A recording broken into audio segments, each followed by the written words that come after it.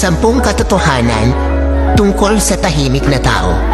Una, ang tahimik na tao, madaldal talaga sila sa mga taong kaklose nila. Sila ay may isa o dalawang kaibigan lamang, yung totoong kaibigan. Pangatlo, mahiyain sila. Pang-apat, madalas nagsasalita sila sa isip nila. Pang-lima, sila yung may mga magandang ngiti at nakakatawang tawa.